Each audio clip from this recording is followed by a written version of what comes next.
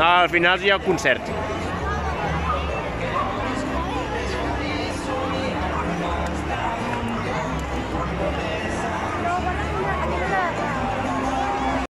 Els seus drets. I és per honor a ella que celebrem la nostra festa major i és per això que jo soc la Superlaia, defensora dels drets de tots els infants. A Barcelona volem decidir i llibertat per opinar volem tenir. Si no ens escolteu quan parlem, tots i totes a una manifestació anirem. Ja s'alegra la gent, tothom surt al carrer. Estic contenta quan plou, però avui no ploguin, estem de festa.